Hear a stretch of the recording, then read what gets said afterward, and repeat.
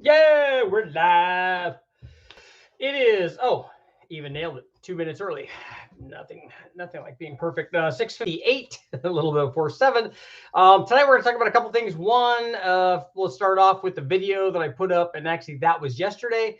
But that has and we can discuss that. That's the timing with boost, and we ran on 3 different forms of boosted applications, and they were all 4.8 liters. One of them had a Vortec. One of them had a Whipple positive displacement supercharger. The other one had a turbo. And we took a look at the effect of different levels of timing and what they did basically to the power curve. I know a lot of guys want to see when we do tests like that, they want, oh, you need to go all the way. What happens when we go into detonation?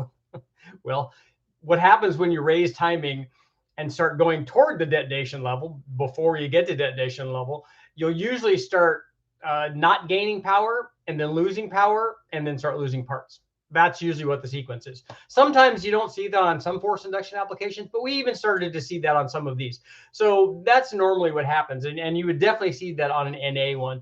And that's obviously not a good way to go. What we did, I wasn't even relying on knock sensors, and that was a common question in the comments for that video, is how do you know how much was too much? Well, I know from running these things for 30 years that what they'll tolerate and what they won't tolerate, especially lots of boosted LS things. And we were running E85, all of these but one had an intercooler on it. We have cold air, we have cold water, all that stuff. So it's really pretty safe. And I don't ever turn it up to try to find, like, I don't go to the detonation threshold. There's no reason to go there. There's no reason to go anywhere near there. Like I said, unless you have to have that last little bit of horsepower, it's so much easier to have less timing than you need and then run another pound or two of boost or whatever so you can get to the power that you want.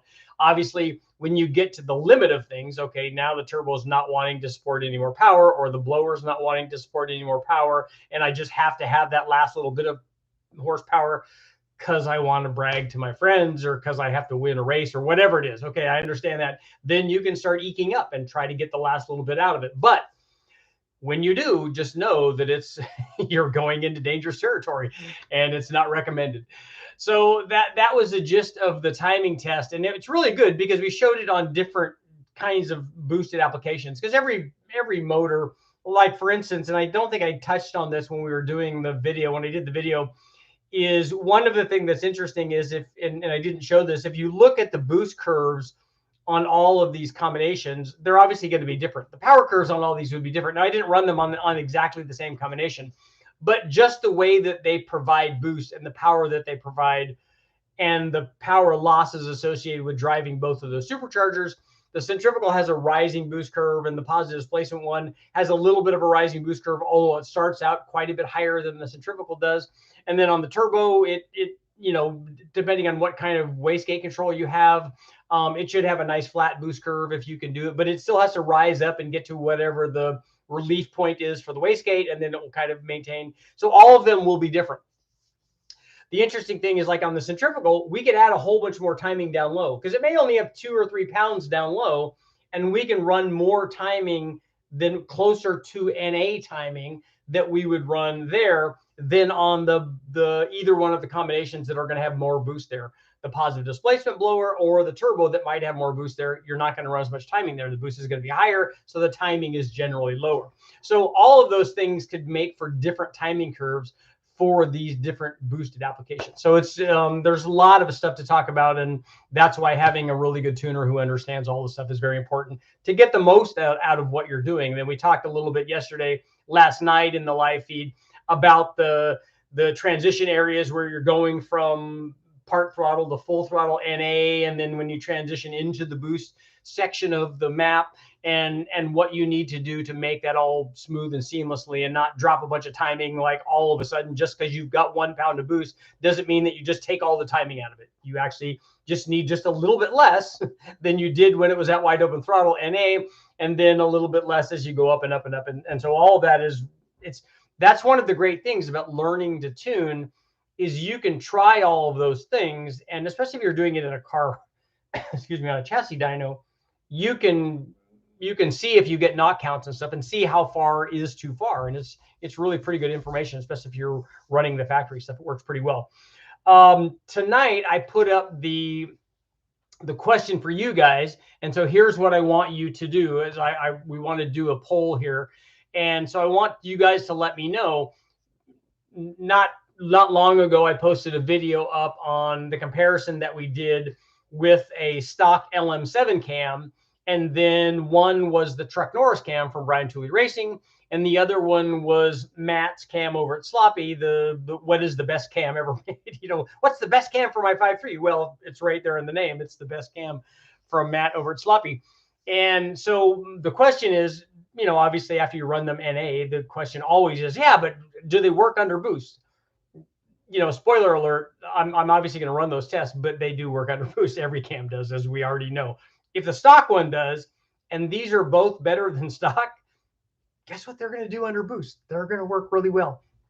But the question is, so let's do a poll. So if you want, which one of those would you like to see first run under boost? So for pick somebody, just I'll make this easy. Post one for the Truck Norris cam under boost, if that's the one you want to see under boost, or post a 2 by your name if you want to see the Sloppy best cam under boost. Which one of those do you want to see? So 1 for the Truck Norris and 2 for the Sloppy best cam. Let me know which one you guys want to see, and we'll kind of get an idea on which one I should do first. +1 with a Whipple. So you want to see it.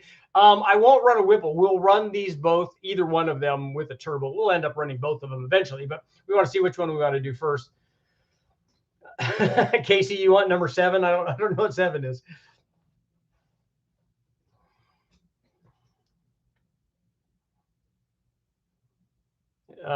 So James, you want to retard 1 degree of timing per pound of boost. So if we're running 30 degrees of boost, or I mean 30 pounds of boost, we got to retard 30 degrees of timing. I don't know how well it's going to work out. Dan, if you're going to post 959, you at least have to post budget 959, because it would be a budget 959 build, right? 2 and an S480. I don't think we need an S480 on. Well, maybe depending on what motor we tested on. So that's the other question is. So we're seeing lots of 1s and a lot of 1s and 2s.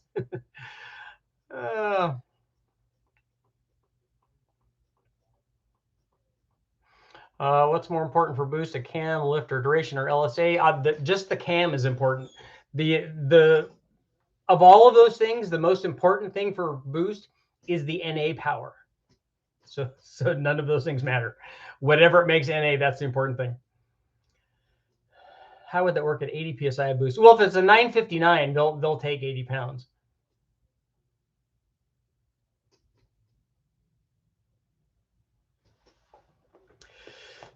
So interesting. So we'll go back through here and see. 1, 1, 2, 1, 1, 1, 2, 1.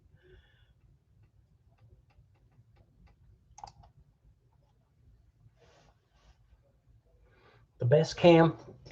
Interesting. So it's favoring maybe a little bit on the Truck Norris cam, but again, it's almost split between the comparison between the Sloppy cam and the best cam, or the Truck Norris cam and the best cam. The interesting thing, like we saw in the video where we compared them, is that one of them makes more low speed power and the other one makes more top end power. So very quickly, quiz for you guys. What do you guys think that they're going to do under boost? Yes, that's what they're going to do. The Truck Norris cam would be more responsive under boost, assuming that we had a turbo that we were having trouble spool up. If both of them will already spool the turbo up, then there's not going to be an issue. Especially, we may see that there would be less of an issue there on the engine dyno. But if one of them makes more low speed power, it would be much more apt to be better on a chassis dyno or out on the street or at the track than it would be like the way that we do it on engine dyno. Because the stationary load maybe I could do it at 2,000 RPM under boost, because we probably wouldn't see any boost if we had any kind of reasonable turbo. So again, it depends on what the test motor would be. So if we ran it on a 4.8, then boost response might be a little bit more critical because we would have less motor to do that. If we test it, for instance, on a 6-liter on both of those cams, which are both still fairly on the mild side, on a 6-liter, it is more than likely if we tried to spool either one of these at 3,000 RPM or something, that they would both have whatever the wastegate setting is at 3,000 RPM. That's possible. Again, it just depends on not just the displacement or power output of the NA motor, but also what turbo we select. If we put an S480 on it, or an S4, like the T6 S475 that I have, we put that on there, obviously the spool rate is going to be less than if we run the GT45 turbo on there. So I think it will be interesting. It will be good stuff. And the reason that I want to do it, and I think what we'll do is redo well, we kind of already have the NA curves, but I also want to run the stock cam with boost too, to show people that when we gained this, and we've shown this before in the past, but I think it bears repeating on this test. And that's that when we ran 10 pounds of boost on the stock motor, we made this amount of power. And when we run 10 pounds of boost with either the sloppy cam or the truck Norris cam that made more NA power than the stock cam did, we're going to be making a lot more power at any given boost level. So it will be interesting. And then obviously I will have, which I haven't done a couple of times in the past, and I should have, we will have data logging for, both boost pressure and back pressure and stuff. So we'll have that information, and then I'll have charge temperature. Although at the same boost level, we really shouldn't see much of a change in charge temperature if the starting temperature is the same on all of these, because we have an intercooler and we're running good gas on it anyway. We'll run it on E85. So that I think will be an interesting test, and people will like to see that. My question is, though, on a truck Norris cam, the guy's buying a truck Norris cam, which is a pretty good truck cam for a daily driver kind of thing. And as we've shown, it makes really pretty impressive power compared to a stock cam. Would guys be putting that would guys be thinking about that for a turbo application? Or would the more likely scenario be that they put a truck Norris cam in their motor and drive it around and then go, you know what I really need is boost. So they would probably want to know ahead of time. And obviously at some point we'll have to do both of these cams, which we will do. So my other question is, what about doing these on a 6-liter? What do you guys think about testing it on a 6-liter? So let's do it again. We'll do 1, 2, and 3 on this one. So we'll do 1. I guess we did on a 5.7. We did on a 5.3. So here's the question. We'll just do 1 and 2 again. So we'll do another poll. So press 1 if you want to see this test done on a 4.8, both NA and turbocharged. And then 2 if you want to see this done on a 6-liter NA and turbocharged. So you want to see those cams tested on a 4.8. Do you think that that's more important to see how they do on a smaller motor?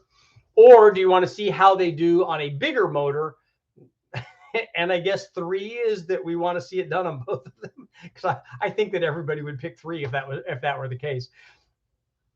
Oh wow, it's looking like much more 6-liter guys are thinking about this. LQ4 or gap rings, VS 7875, cam recommendation. How much power do you want to make? That's going to determine if you want to max out that camshaft. Either one of these cams, the sloppy or the sloppy best cam or the truck Norris cam, although I think that Matt's out of the sloppy cams.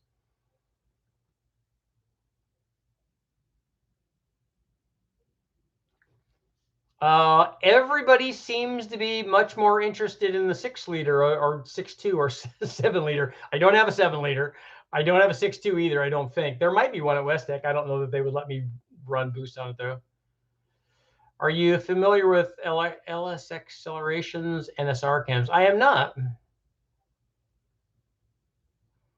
going to say 2 and watch it blow the headers. Why would it blow the headers?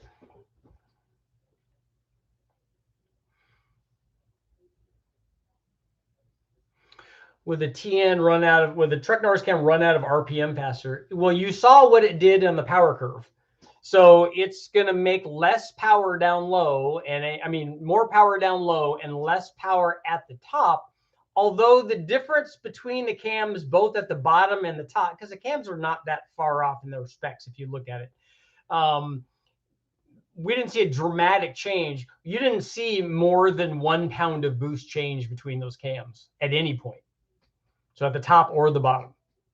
So essentially, what you should realize if you guys are here all the time is that with either one of these cams, with our 1,000 horsepower turbo, whatever that is, either one of these cams, especially on a 6-liter, will be able to do what you want. And I honestly think on a 6-liter,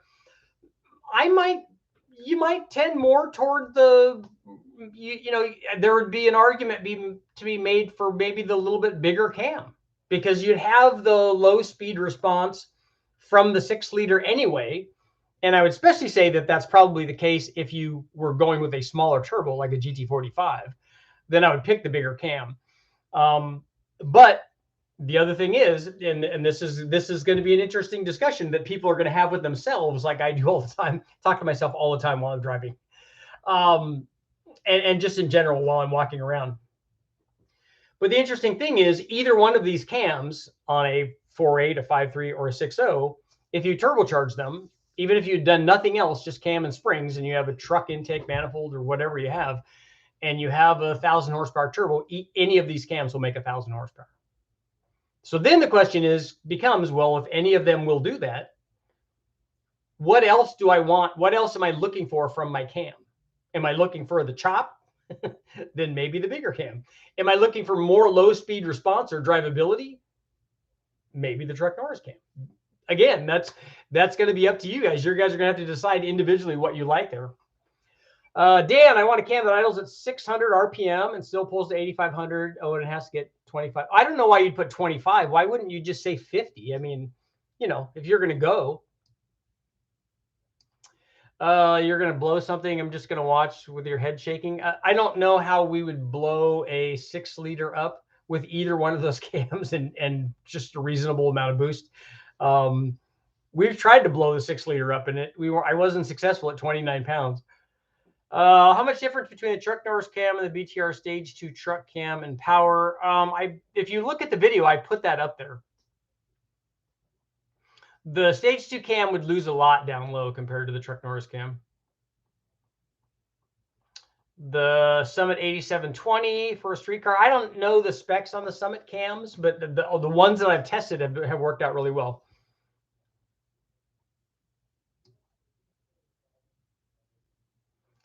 Casey wants to see either one of the cams ground on a 5-liter 351 core and build a 351 with LS heads and EFI fabricated intake manifold. So if you're going to put LS heads on it, why wouldn't you just put a fast manifold on it too? Summit 8719 is the best cam. So that's better than the 8720, right? It's one less though. So is the 21 better? I find that I usually get the best answer when I'm talking to myself. A lot of times I don't listen to myself because I already know what I'm going to say. And so I like cut myself off.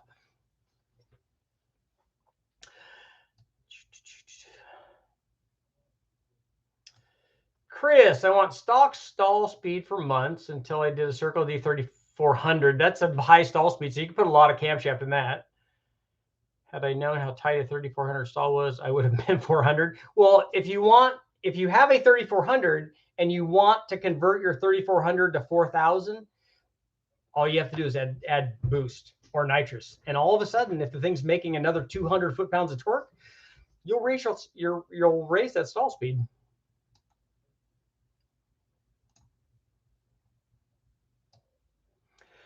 NSR cams still require that you run LS6 springs at least. Some of them don't. There might be something coming up the pipeline that doesn't require that very soon. You guys might be hearing about that. What determines a good cam chop? Any easy science to it? LSA, duration? Yes, both LSA and duration do that. Does anybody make a smog legal turbo kit? I'm not aware, although maybe some of the rear mount stuff might be smog legal because it's after the cats. But I don't know what it's doing to the front side of that. I don't know with different injectors and those kinds of things, what they have done. I don't know of anybody that's gone through certification on them, but maybe they have.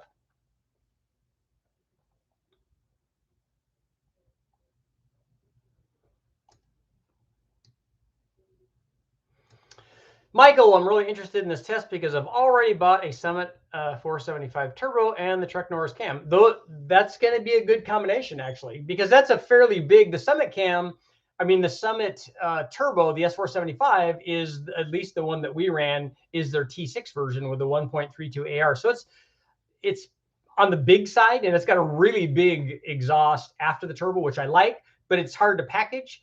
But that turbo can make a lot of power. E303 cam with a 7875 on3 turbo. I don't know anything about the on3 turbos. A 7875, for those are the wheel sizes. I kind of have a feel for what that turbo does. And that turbo can make a lot of power. It's not going to be terribly responsive, I don't think, on that combination. I don't know what heads you have on there, and I don't know what intake manifold you have on there.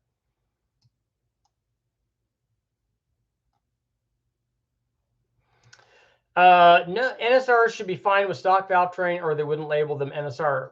You have to be careful there, because no springs required can mean that no spring is required on the factory heads that came with a factory 550 lift springs.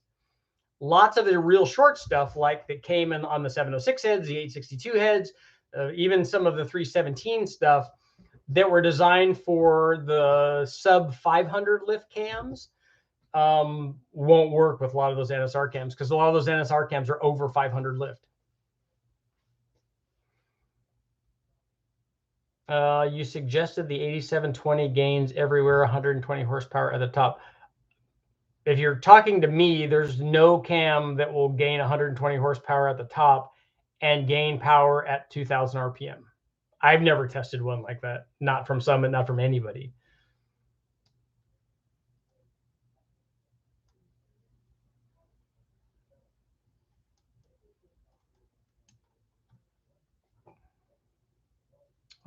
Putting together a Gen 353 for a daily driver Silverado, how much is too much duration before it becomes unstreetable? I don't know. Is it a turbo? What's the rest of the combination? What's your gearing? What's your tire size? All of that stuff will help determine that.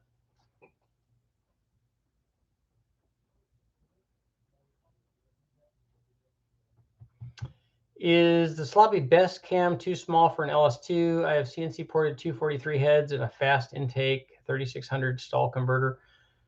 At 219, that you can make more power with bigger cams than that cam. That's not the most powerful cam by any stretch of the imagination. Anything that's going to be 228, 230, 231, or 2 at 50 with stock piston to valve clearance is going to make more power than that cam. That's not really what it was designed for. I have an LQ9 243 heads and a 222 226 cam. Okay, that works good.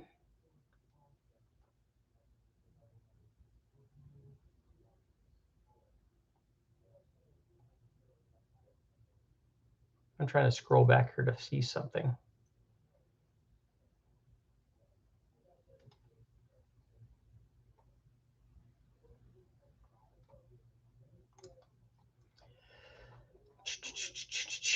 Let's see.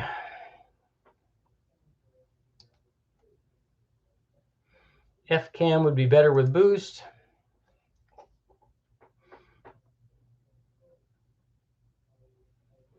Summit 8719 is a 209, 217, 550, 112. Okay, that cam will work good. There's lots of different cams that will work, both NA and under boost. I'm going to be testing the Summit Racing letter plus cams, the alphabet plus cams, pretty quickly here. So, well, soon. So we'll have an idea of how they do.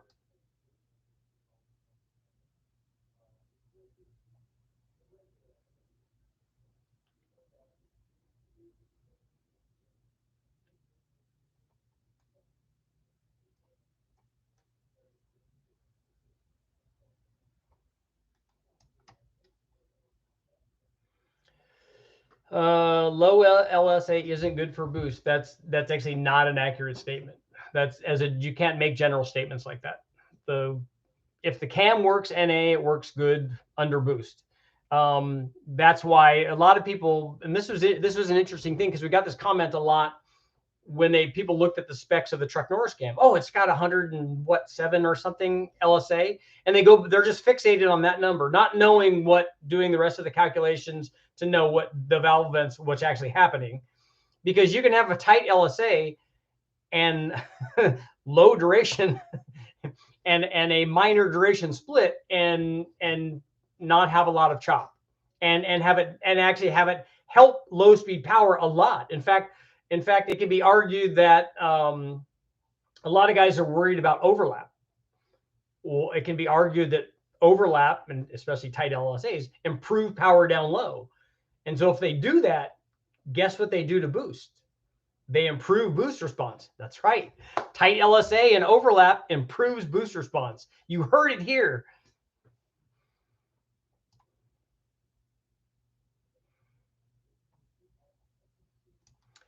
Jason, I've got a 3800 ZZP HP XP cam and loving the sound. Nice. Is there any advantage to indexing plugs and coil per cylinder on carb applications? I haven't ever seen it. The only time we've improved things by indexing plugs is when we had to miss the dome, and we've done that. And coil per cylinder on mild carbureted applications, I think, are going to give you nothing.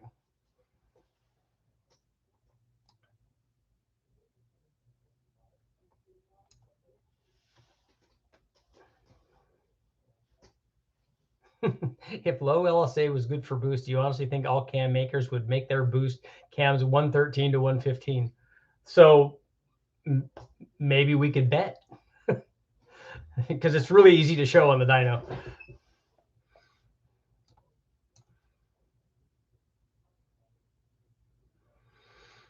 It makes me worried. Should I put the LS6 springs in? You need to know what the lift of the cam is. If you have 706 heads and you have stock springs on it, those things are only good for about 500 lift. And even at that, I would check to make sure that that you don't have coil bind or that you don't have a retainer to seal clearance issue. I think it's more coil bind at that lift.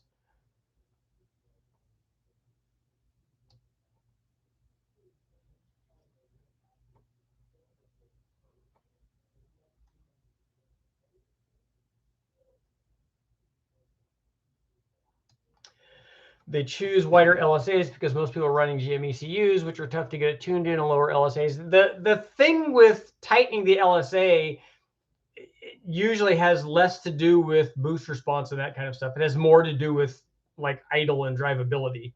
And so the thing idles nicer with a wider LSA than it does with a tighter LSA. But the thing is, you can't just look at the LSA. Like if you look at the truck Norris cam, it has a tight LSA. That doesn't mean the idle is going to be bad. And that doesn't mean it's not going to work with boost, because that's not, you're looking at one individual thing.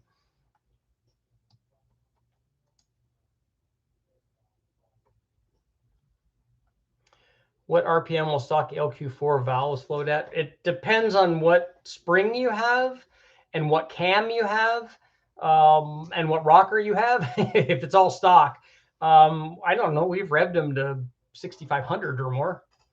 They don't make power there with a stock cam, though. And there's lots of good springs depending on what cam you pick. How high would you turn up a Pro Charger on a stock LS1 with ring gap? I don't know that I turn it up really high with a stock cammed LS1. I think I would want a cam in it at least, because it's going to bring the boost way down and bring the power up. What size turbo would you recommend for a 306 ported GT40 heads, F cam, Edelbrock, EFI, lower? I would still put a GT45 on a 5-liter. It's going to be responsive and it makes enough power that you can, make a 700 horsepower or something like that. And most 5-liter guys are not on that kind of combination, are not going to go above that. Poor Man Printing, LQ9, Cathedral Port 243 heads, street car looking for 1,000 wheel horsepower. Everybody is on 85. The turbo is definitely the cheapest route. Scotty's got a truck Norris cam for his LY6 and 2 GTX. GT3582 is nice. Yeah, 1,000 horsepower at the wheels is a lot of power. 3800 big still in the pipeline. Yes, we're definitely going to do the big bang on the 3800. Yeah, Dan, that's correct. The LSA is meaningless as an individual variable without knowing the rest of the valve events. That's what I was thinking. I really want a Whipple, but it costs more than a turbo. A Whipple will cost a lot more than a turbo. All of those blowers will. What's the maximum nitrous shot you did on a stock motor until it blew? I remember the video, but I don't remember the numbers. On the junkyard motor that we ran, I ran a 300 shot, a 300 plate shot, because that was all that the plate would do. We tried to do 500 on the big bang motor unsuccessfully, but that was my fault. That had nothing to do with the ability of nitrous.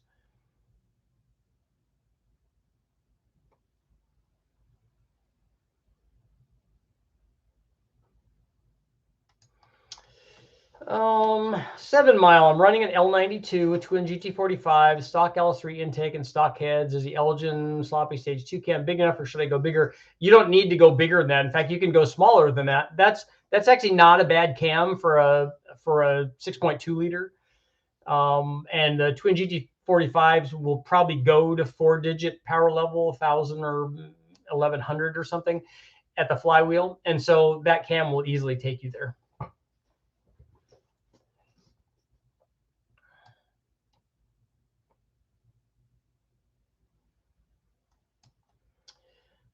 Jimmy, really like the recent timing video because it helps put into perspective my S4 at the quarter mile, going 1 second slower, ET and 8 miles an hour slower. That's a big change, with 20 degrees of ignition timing pulled from heat soak. Yeah, but if you had to choose, that's a better thing than having it hurt itself.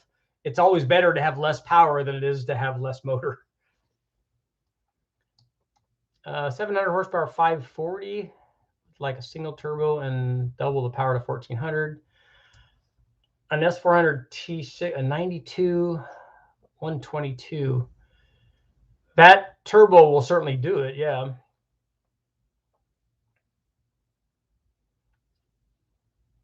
And a 110/99 turbine. Yeah, I think that 92,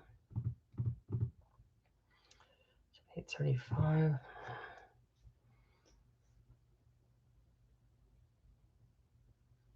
What S400 is that? Is it an S480, an S485? Is it? I think that might get to 1400. Sloppy mechanics. I wouldn't trust that sloppy guy. I've heard things about him. So what does sloppy mechanics want to see for boost? Do you want to see the cams run under boost? Super sketchy. Whipple's cool looking. They work well, but the turbo's the way to go. Yeah, they are.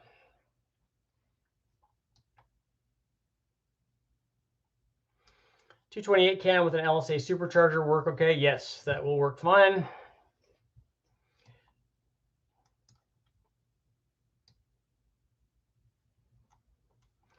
Wow, I'm like way down on my questions here. I just noticed Matt was here, but I'm way back on my questions here.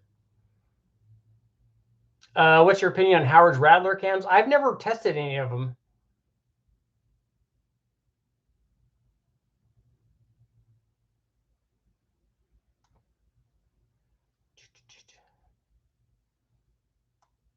Fast things.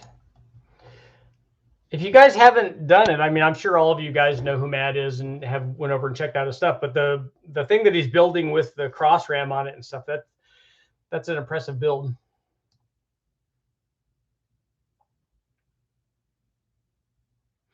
Yeah, if you have 650 at the wheels, you can do some pretty good things with that.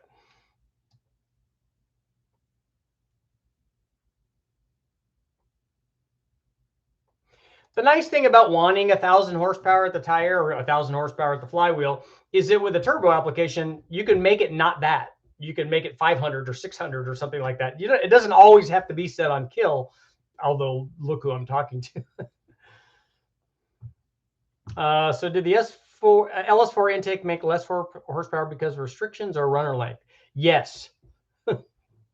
I think a lot of it was the restriction of the throttle body size, but I without cutting it apart, there would be no way for me to know for sure. All of it could be bad.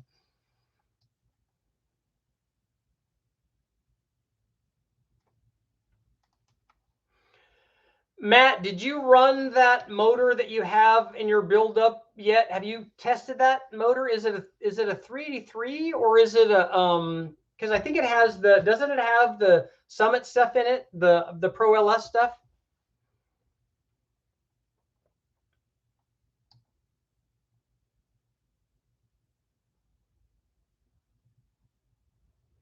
Ring gap question, heads cam intake LS1, stock bottom end, stock ring gap. You should run low boost. Are you going to do drag week at a 2.5? I don't have a 2.5 that runs.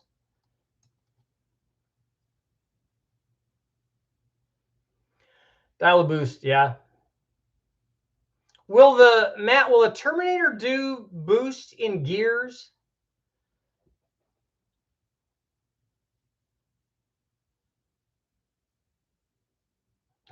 Don't lie with the turbo. You keep adding boost until it hurts itself. You're supposed to, right? That's what it's asking for.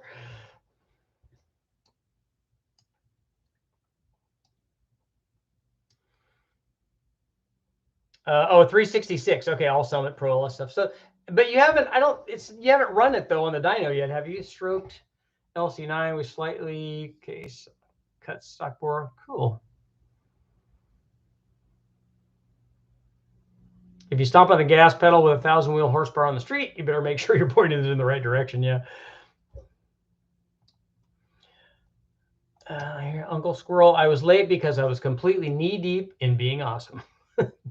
just steps in with all the modesty.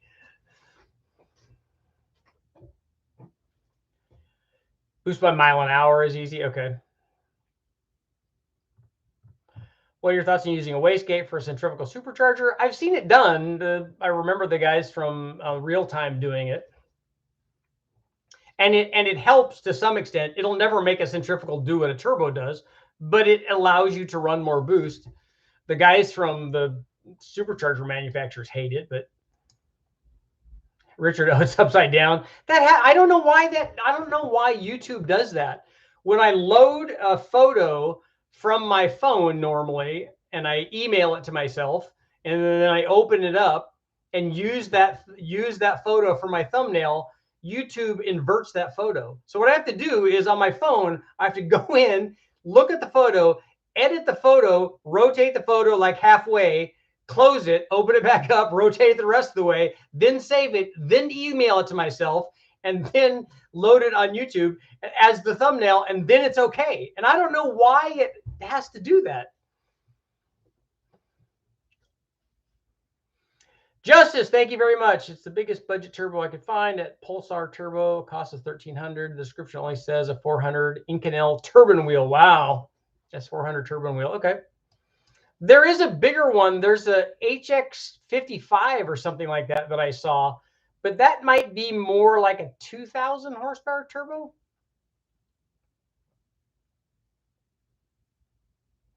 A lot of the new ECMs will do boost by gear. Okay. Knee deep in 17 different kinds of awesome. Yeah, I don't know what the deal is. I don't know why it's doing that.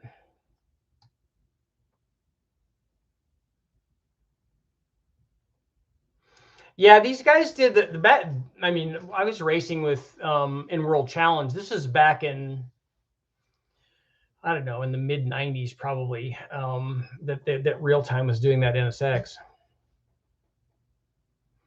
Richard, do you still have the 400M that you built? It would be cool to boost it. I don't have that one anymore. It's not an Android. It's a smartphone.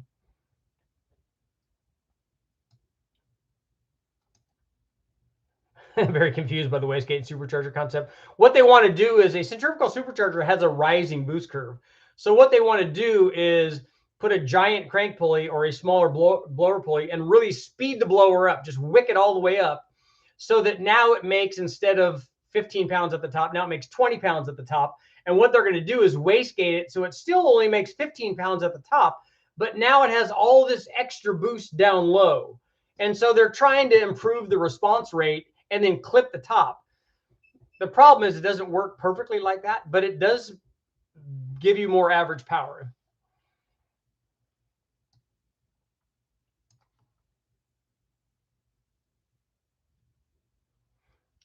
Just hold the camera upside down and take the picture. That might be a good solution, right?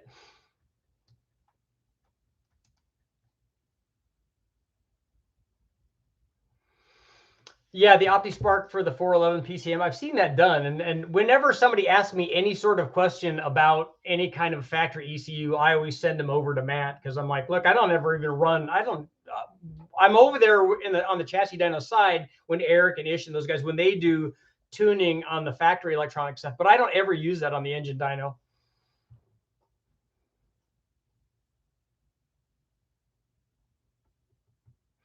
That's the problem is on the centrifugal blowers when you're trying to wastegate them is that you're blowing off a lot of airflow that the thing is having to process.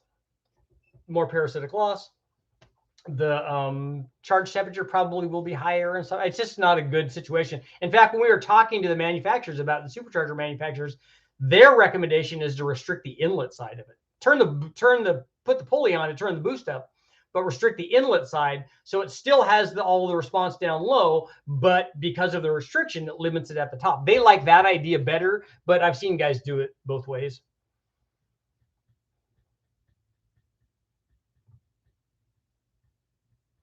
Gamma tie turbine wheels. Ooh, that's like double throwdown.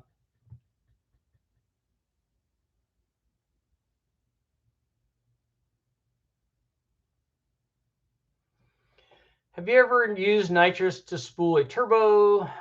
Turbo Buick guys used to spool it on the line. Yeah, you can. It works very well because all you're doing, the same thing that you're doing if you're putting that same turbo on a bigger motor, you're adding a bunch of low-speed power, a bunch of extra torque. And when you do that, you get more exhaust energy, you get more spool up. All of that works really well. And guys have been doing it, especially for if you have a 4-cylinder car and you have a giant-sized turbo on it, you're trying to make 1,000 horsepower with a 1.6 or 2-liter 4-cylinder, nitrous can come in really handy to get that thing spooled up. How much did your 462 valve end up making in the end? I've got a 98 GT1 I'm building. In which configuration? I've run like hundreds of versions of that motor.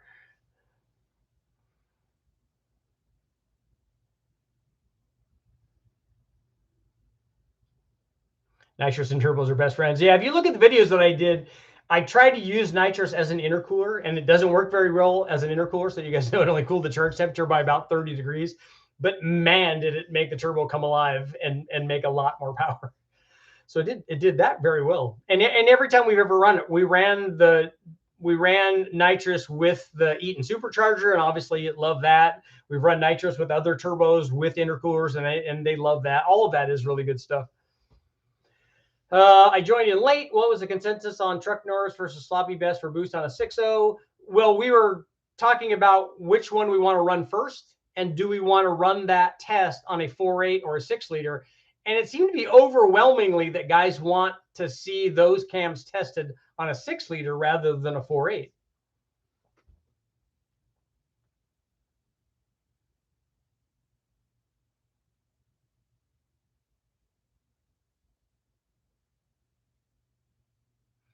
Oh, Matt, you got a lot of people waiting for you to do the tunes. Throw the tune on her. Dan, ever the information source. Nitrous works great as an intercooler. You just need to have a 500 shot. So, and especially if it's a 500 horsepower turbo motor and you add a 500 shot of nitrous, it'll cool it just fine.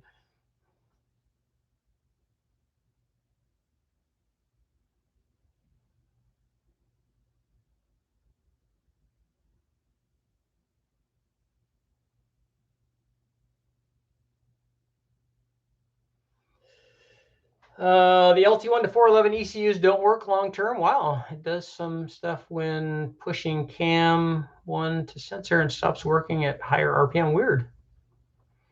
I'll tell you what did work on the LT1 is when we cut a big hole in the intake manifold and I stuffed a distributor down there. That worked awesome.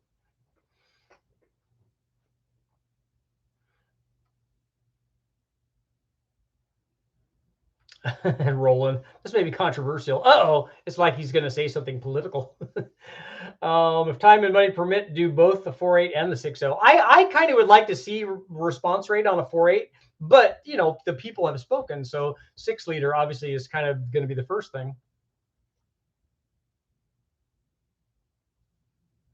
Could you include idle clips? Okay, yeah, we would be good. I could do that.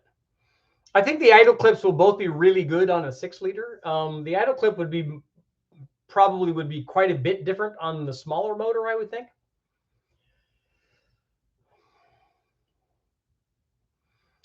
Wheelbase media, Richard, what, if any, impact does a higher stall speed converter have on engine spooling and turbos? It helps it a lot because you're at a higher engine speed, and the higher engine speed, the motor is going to make more power, and then more power is going to have more exhaust energy, and it's going to spool the turbo up better.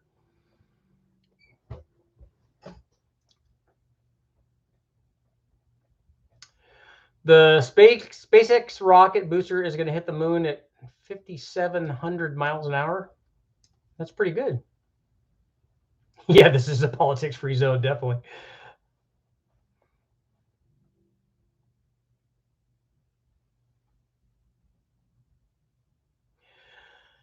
Have you ever used Advantage 3 software? I haven't. I've only ever run stuff on Holly and Fast and the MS3 Pro stuff. Yeah, converter makes 100% difference. It is. It's a lot.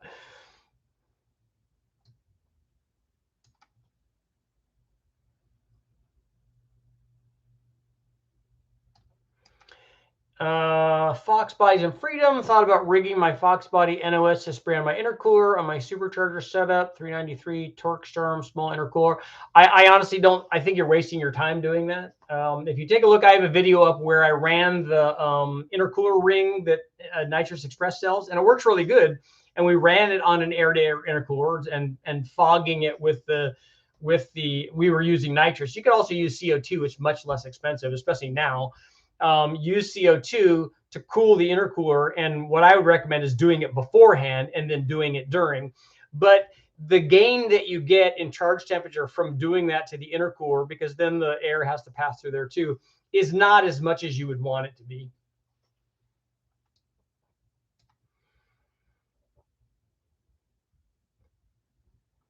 Let's see. Does the truck Norris cam drop the vacuum where you need a vacuum pump? No, it's not. They've used it on a 4.8 with a stock converter. I don't think it's ideal in that situation because it is a little bit big for that, but you don't need a vacuum pump.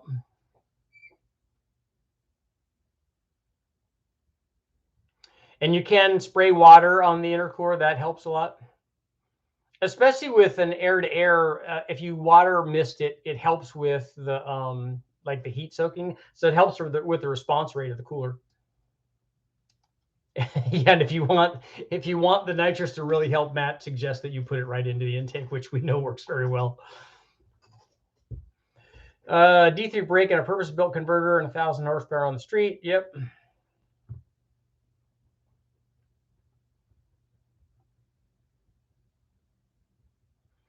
.512 lift, 212 duration, Ford F-Cam, good for 19 pounds at 800 horsepower. Would that work? I think you would be better off with a better cam than that. And I don't know what heads you have.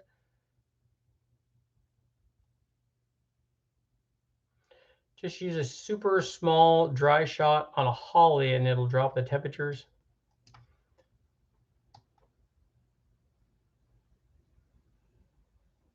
No, CO2 doesn't ingest very well. That's right.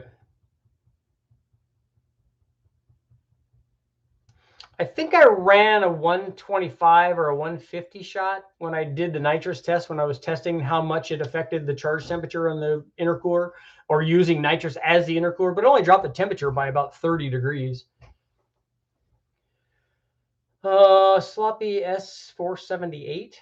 I'm sure that's a 475 maybe. 4.8 best cam Silverado. What stall speed would you go for? That'd be a good question for Matt. I'm thinking he's going to say that it's going to be like some sort of Circle D thing that's 3,000 or something for a 4.8.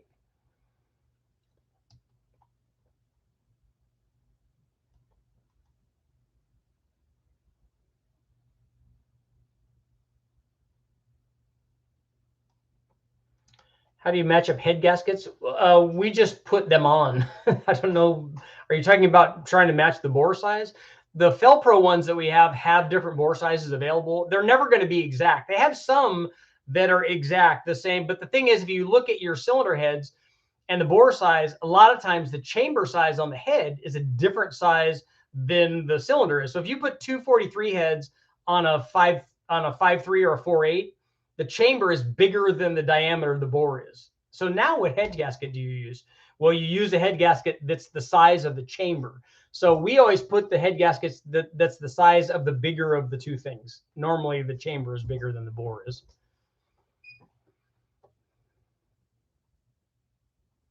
How much nitrous is safe for a 462 valve with a stock bottom end? I hope you have ring gap in it, and then you can add lots.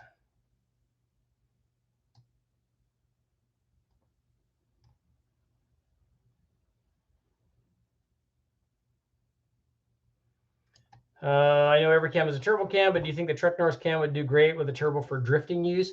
I don't know I don't have a feel for what the RPM range is for a drift car. I don't know. I'd have to look at a data logging of a run and see where you spend most of your time. I don't know that you're ever down in the RPM range where that Trek Norris cam would be most beneficial. That being said, I don't know what the response rate is on that cam in that kind of use. I've never seen the data on it.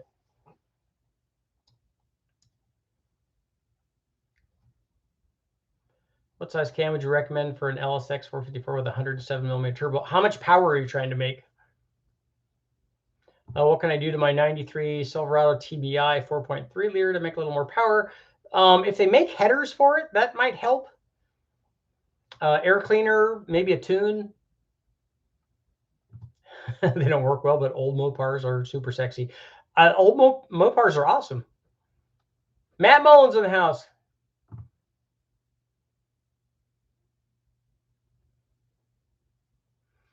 Can you use larger lift or longer duration and spread the LSA to make the same power as a smaller cam with a tighter LSA?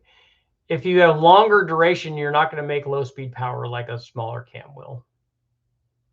And if you have a wider LSA, you're also going to not make low speed power. And we're talking about individual things again, but it's all of the things going together to make the right cam.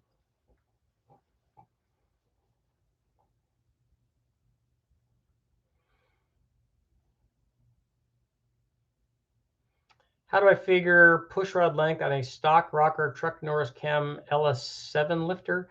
You measure it. Luckily for you, somebody has a video up on their channel about how to measure push rod length. I suspect that the push rod length is going to be very close to stock on that application. If you have a stock head and a Trek Norris cam and an LS7 lifter and the stock rocker, then you're going to be really close. But I showed you how to do it.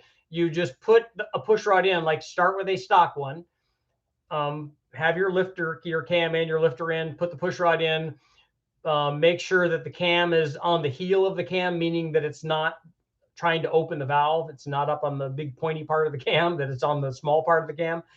And then, because you can just spin the motor over and hold your finger on the push rods, rotate the motor over with the spark plugs out because it'll be a lot easier.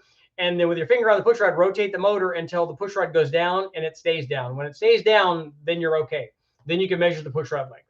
Then you try to bolt the rocker on. And what I do is you put the rocker down, put the bolt in the bolt hole, and with the rocker stand in place, you screw in that bolt. I use a 5/16 or an 8mm nut driver, just finger tight it.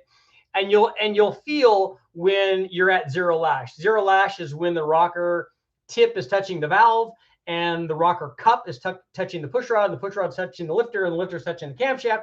And when that's at zero, then I put a ratchet with an 8mm or a 5/16 socket on it, and I locate the ratchet and spin it around and count the number of turns that it takes to then bottom the rocker down to the rocker stand.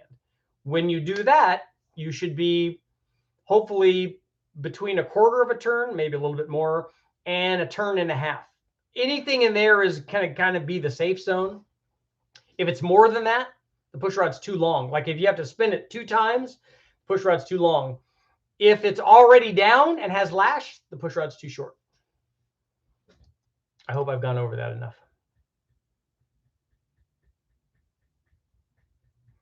AFR and octane rating aren't in the same conversation.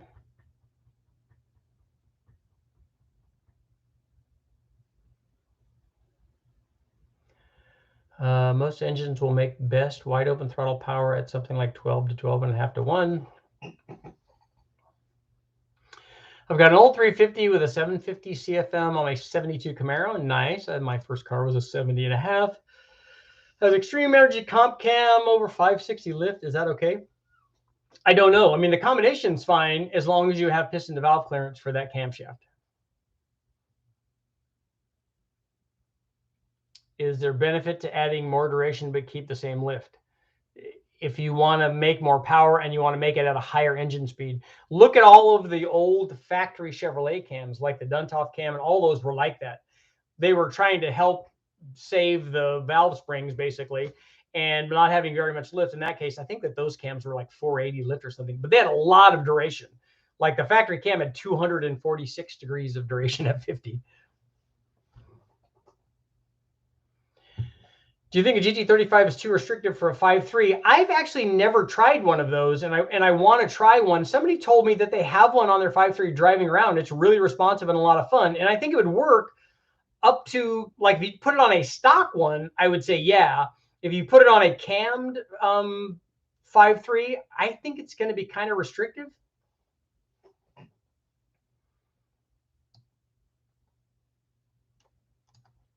We run really big. What happened? Why is it when I try to check something? We run really big cams with low compression and super stock and still make 600 horsepower. Yeah, they do. The whole, and I've been over that a bunch of times. The whole, like, big cam, you gotta run a lot of compression. No, they do that because the big cam loses power down low. But guess what? If you run that really big cam with low compression, it still makes really good power.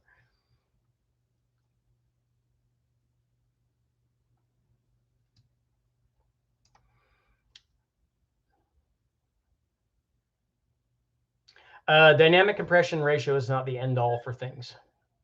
Any cam is a high compression cam and any cam is a low compression cam. That's 100% true.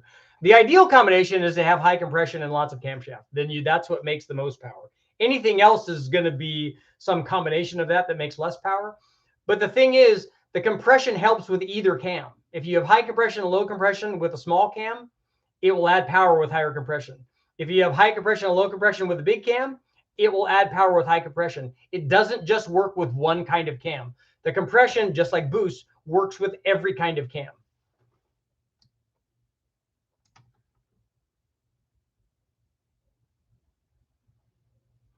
What size wastegates for 1,000 horsepower? We run 2 45mm hyper gates, but you can run other things. You can run a bigger one, bigger single.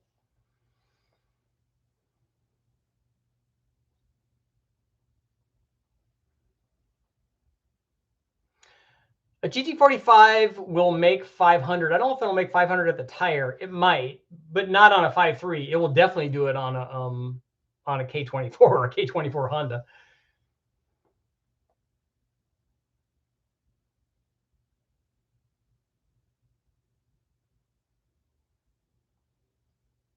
$1,600 to the tire.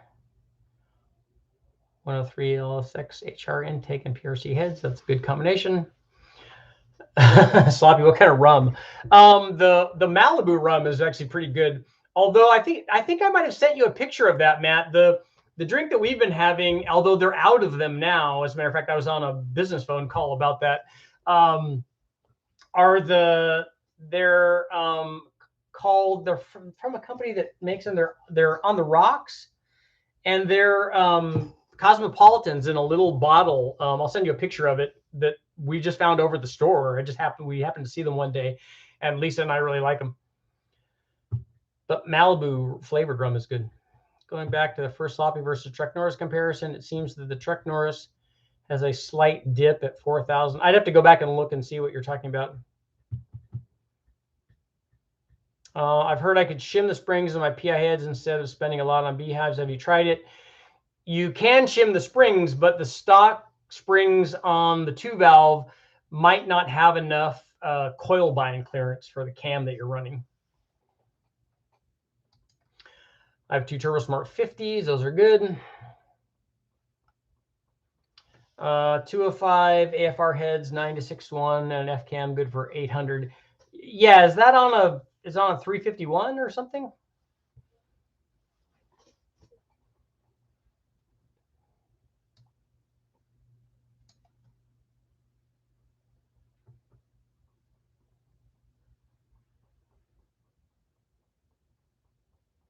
Can I run a turbo kit on a TBI 4.6 V6 non-Vortec?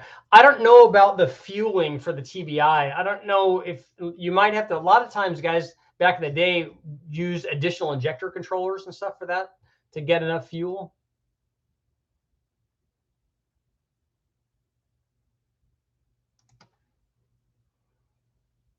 Yeah, the Malibu stuff is a sweetened rum, but Malibu and Coke's pretty good. Oh yeah, you saw the photo. Okay, I thought that I did send it over to you.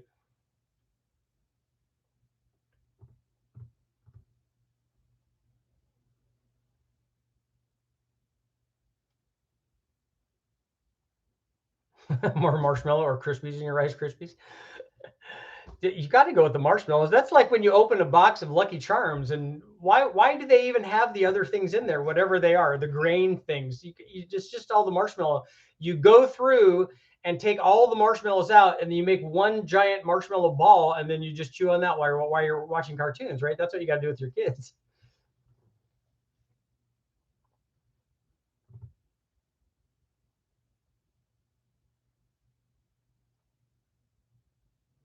Parrot Bay. I don't think I may have tried Parrot Bay when we were in Hawaii, but I don't think we've ever had it here.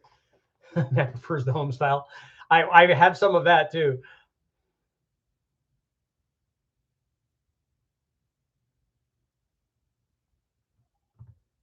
I'd have to go. Somebody was asking a question about the 462L. I'd have to go back and look and see. I don't even remember what the timing was. I thought it was 29 on an NA one at the top. Richard, what are your thoughts on Motec? I would have to ask Admiral. I'd have to ask Mahovitz because he's the only, and I've never tuned with it, so I don't know. I've seen him, and it might have been Brian or somebody doing the tuning on that, but I've never even tried it. E6 heads were the best small block Ford heads. Sure. But E7 is one more than an E6, right? So that's got to be better.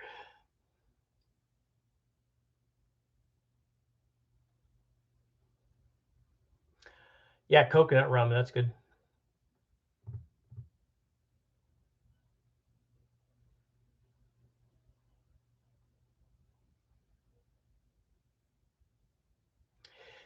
Yeah, Motecs are not cheap though. Matt, I can't wait to see you guys run that thing. That I can't believe how nice that thing's turning out. I've been watching all the videos on all of the fabrication and stuff. That's pretty nicely done. I told you guys I did find because you have the regular Oreos and you have the double stuff and then you have the mega stuff. And then I saw one at a 99-cent store that was all the stuff. And it was just a little thing that only had 3 of them in it, but they were pretty gigantic though.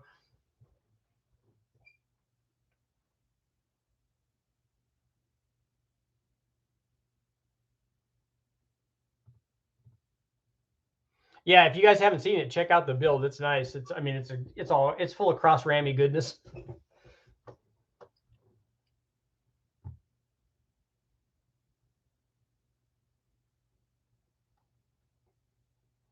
Yep, all the stuff. Because mega stuffs are just for sissies.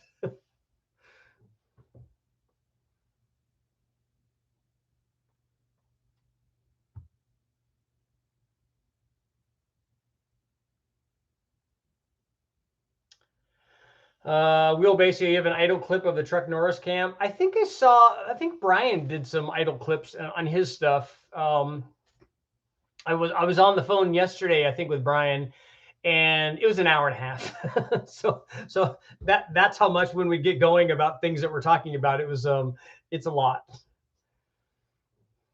Do you think the Fuel Tech FT600 is overkill for the street? I'm the wrong guy to ask about this stuff. Like I said, Holly, HP, and Dominator. I haven't even done anything on a Terminator X.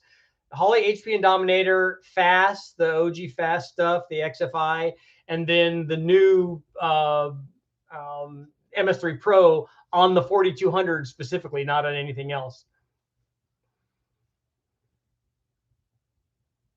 Do you see the cereal, all the marshmallows and no cereal, only marshmallows? I haven't seen that, but I do like to. I was amazed. I remember back in the day when they came out with the all crunch berries. I thought that because that's what everybody wanted. I mean, the Captain Crunch was good, but Captain Crunch with crunch berries is like the real. If you're a real connoisseur of cereal, that's it. Because if you really want to tear up the roof of your mouth, that one's going to get it done. But the thing that would be better is if you eliminated the Captain Crunch part of it and just went with the berries, just with the all crunch berries. World heads for small block 350. I think it's been a long time since I ran them. McGillicuddy mint or Smirnoff. I don't think I've tried McGillicuddy.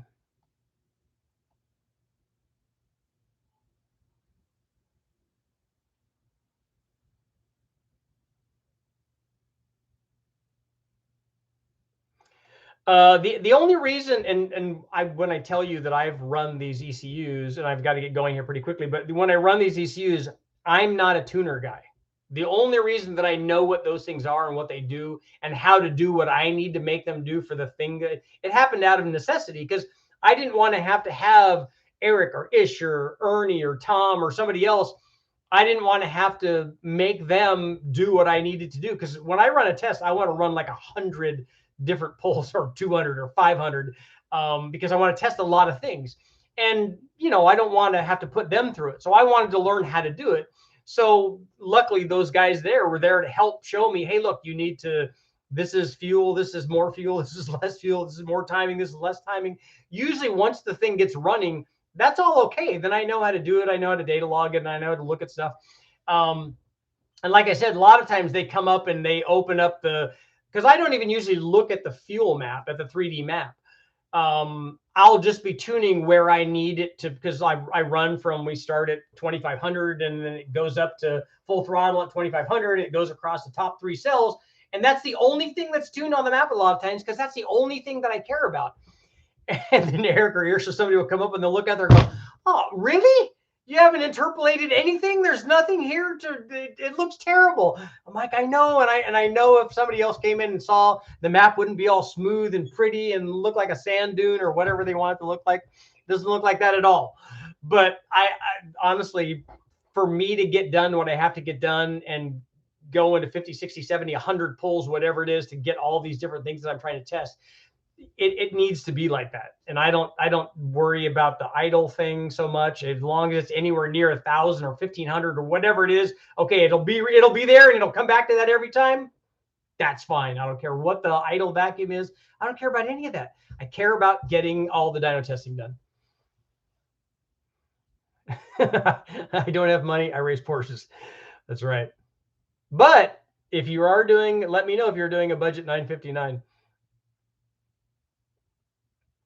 Have you ever broken a 462 valve on the dyno? No, but I have been there when Mohovitz has sawed one of his 4-valve motors in half. It's pretty awesome. It lost a rod.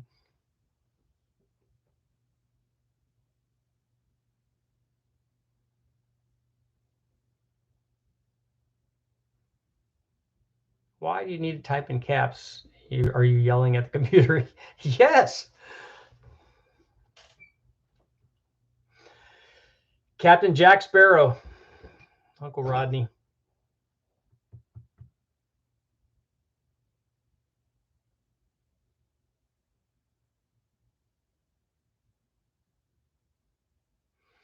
Turbo 351's out.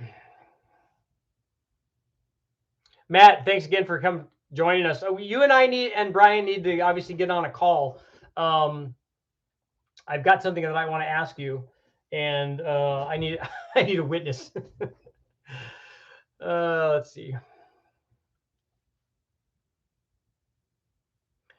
With a Trek Norris cam, does the stall speed need to be changed? Probably not on a 5.3 or a 6.0, maybe on a 4.8. If you had to pick a V8, which one would you pick? I would pick the next one that I see at the wrecking yard.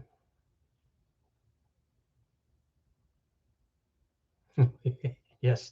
Was it over when the Germans bombed Pearl Harbor? No. Niedermeyer. Have you ever tested the Dodge 4.7 V8? No, I haven't.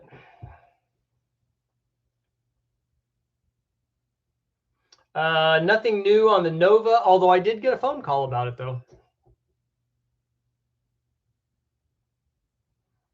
Matt and Richard are giants in the modern performance industry. No, Matt is, and he lets me like talk to him once in a while.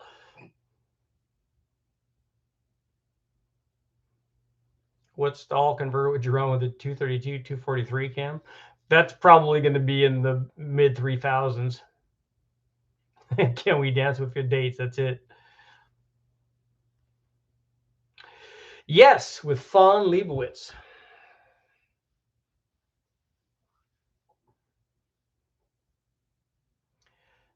Check out the turbo systems on the World War II P-47 plane. I haven't seen one of those. I think that I've seen the supercharger stuff. My friend Bernie took a picture of a P-51. I think it's a 2-stage centrifugal supercharger on there. Because he sent that to me because we ran a Vortec on the Bridgestone supercar that I raced. And he said that my supercharger was a sissy-sized supercharger. I keep asking him to big bang a Dodge 4.7 or a mod motor or 6.2 liter Boss motor. The one of those that interests me the most is actually a 2-valve 4.6, doing a big bang on one of those. What's the best engine management for a big block Ford 460s? Anybody want to jump in there and let them know? I only have tested 3 of them, and I only have tested them at wide open throttle. So maybe we could do a live with David Visor. I would like to. Excuse me. We're going to be seeing more live stuff coming up in February. A 3.2 liter Isuzu. I do have some J Series Honda stuff coming up. P-47 was a radial with a centrifugal blower, but also had a turbo in the rear of the fuselage. Nice. Have you ever put a Terminator supercharger on a 4.6? Yes and no. I think that the supercharger kit that Ford Racing sold, I labeled it as an M90, but I think it was a 112. They did a dedicated casting that had both the blower housing and the runners, and then they put that rotor pack in, and I think that that's what it was. And so I have run that on a 2-valve. A sleeve valve engine, very cool. Yeah, Honda will be good stuff. And the cool thing about this Honda is it is a 3.2 J Series, and my buddy Jimmy Hiddle, the guy that owned HP Performance, the turbo of turbo fame, has an NSX, and he had a broken NSX motor. So he was going to replace the motor and went J Series swap instead. So built and didn't, when I say build, he went to the wrecking yard like we all do, which is this is what makes it awesome, and then why I want to do so many videos on it. Went to the wrecking yard, got a 3.2 J Series motor, rebuilt it, meaning he did a Ritchie rebuild on it, did lapping the valves with the drill and all that, and put ring gap in it. And he has cams. Schneider Racing is making him regrind cams, but he has stock cams in it. The motors all put back together. So we have video of that. It's been coupled to the transmission, and it's already been installed in the NSX. He fabricated his own turbo system. The turbo's on there. I sent him the turbo that I had, the 67 millimeter precision deal. And it's an air-to-water intercooler. It's up and running. He's driving it around. It's making boost and should be going to the dyno before too long here. So we have lots of stuff. And then he's the kind of guy that is going to go out to the drag strip. So he's going to go out and drag race this thing. And then we want to do a dedicated like J Series buildup and make lots of power with it. The NSX should be a lot of fun because the 3.2 is going to be, you know, it's the bigger version of the 3-liter that was in there, although they eventually put a 3.2 in there to make it more torqueier, which they needed. But that one's even more so. It just doesn't rev as high as the NSX motor does, but it's going to be a lot of fun. And it's already boosted, and he's already driving around on E85 with 10 pounds. So you know the thing is a blast. I had one, and I know what it's like. I know what the NSX motor was like at 10 pounds. It was a lot of fun. Are you testing a non-PI short block with a PI swap for a big bang? Probably not. Probably won't run the higher compression version. What's a good cam for a 557 Ford with a 500 shot? It'd be a really big one.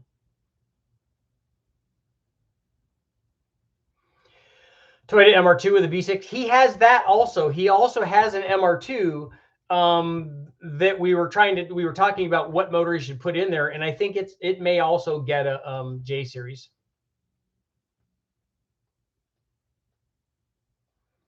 How long does it take to learn to use tuning software? You could ask Matt or one of the guys here for the factory stuff.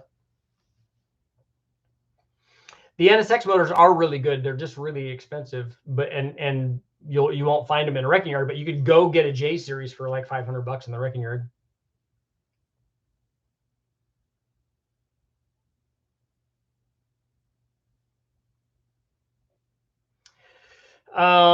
If you're running an Edelbrock 800 on a 550 horsepower 496, I think a Holly will help you a lot. We've had a few of those run, especially on the chassis dyno, and it's made a pretty big difference.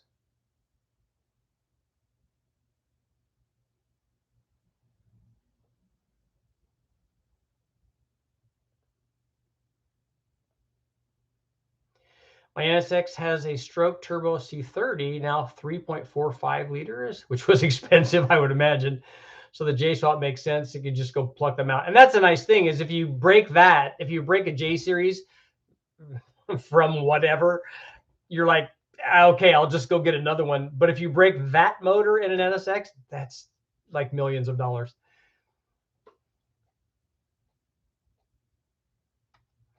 I haven't done anything with the Buick recently.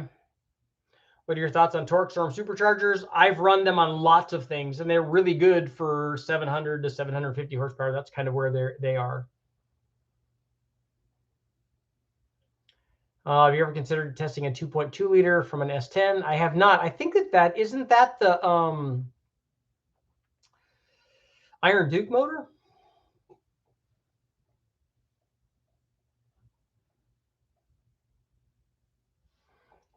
Richard, after you do the 3800, if we're going to keep blowing up pushrod motors, they better be 396 cubic inches. I have a 396 coming up, a 375 horse 396 reproduction motor. What was the first car you got to run under 12 seconds? If that question is to me, I'm trying to think of what I ran that went, what the first thing that I ran went under 12s. I think it was I actually think it was an 85 or 86 Corvette on nitrous, I think. Is a stage 4 BTR cam a good cam?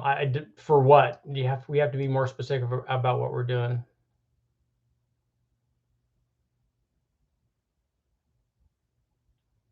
I know that's true. You do not have the titanium connecting rods if you have the J series and not the NSX motor. I used to brag about that all the time. If I want a tunnel ram on a 496, if it's a 550 or 600 horsepower 496, you don't need very big carburetors. You could put 650s on it. The PFI speed guys, yeah, those guys do good stuff. That's Jeremy, I think.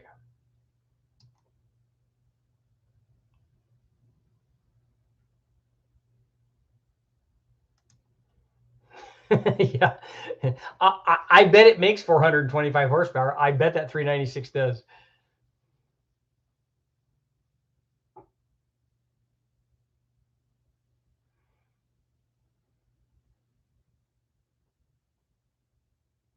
So it has to be better be overhead cam, and if it's a double overhead cam and 396 inches, that would be good. Yeah, the 396 is a L78, 375 horse 396, or if you're the 1-year Corvette guy and it's a 425 horse 396, which is the same motor. So I kind of want to see what it's going to do, and so I'm building a reproduction of one of those. Can I get a sloppy Norris cam, Chad? Yeah, but only if you run it under boost. Chad Reynolds in the house, ladies and gentlemen. The Cadillac motor I still have. I have somebody I think that wants to buy it, so I just need to put the heads back on it.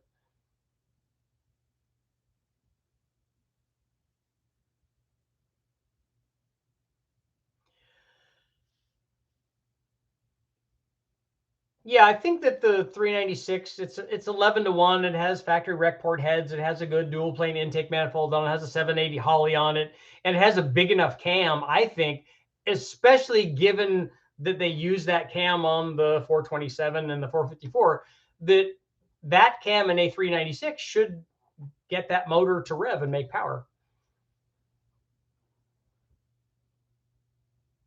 You could get a 6.6 stroker single overhead cam Boss motor from Illinois, and you'd be very happy.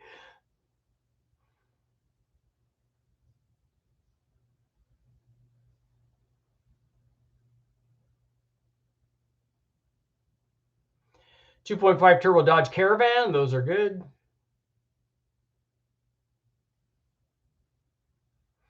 Would it be worth it to get a Summit long block? Proven on the dyno. That is a 6-liter. The 6-liter is probably going to be expensive. It'd be nice if you could find a used one. That just get a 6-liter from a wrecking yard. They work really good. The Cathedral port heads work really good for what kind of power level.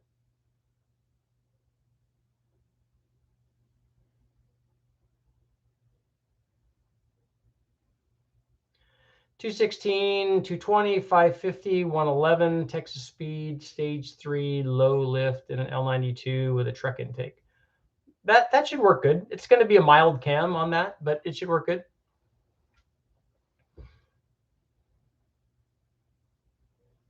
6-liter with a 227, 244 is going to work good. Do you think it would do any better with ARP studs and MLS gaskets? I would love to see it. I hate that someone's going to buy it. I don't know what you're talking about. Oh, the Cadillac. Yeah, I'm not going to run. I ran a million tests already on the Cadillac. I need room in my thing for other motors.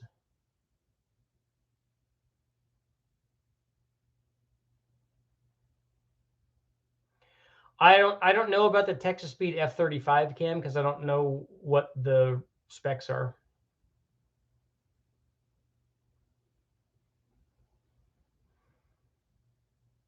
They don't like the 400 small block snafu because of the steam hole issue.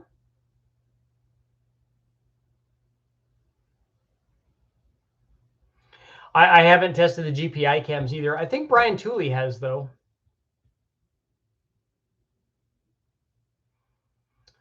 The L78 396 with a big cam and 10.5-1 should do 425. Well, it had 11-1, and it had the factory solid lifter camshaft in it that they use on that, and the 425 horse 427 and the 450 horse 454 or 460 horse the LS6.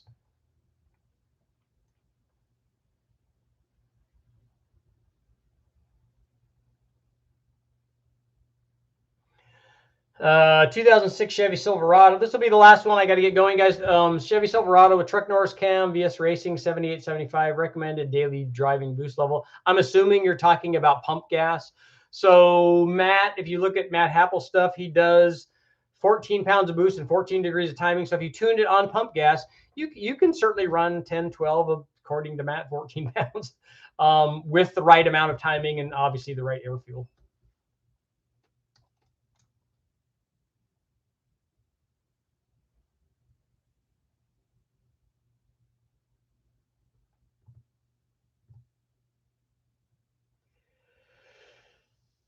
Yeah, Chad, give me a call tomorrow. Lots of cool stuff happening, man. Thank everybody for showing up tonight. We went a little bit long, but that's okay. You know, it's all good. Thank you guys all for showing up. I will see you guys all tomorrow.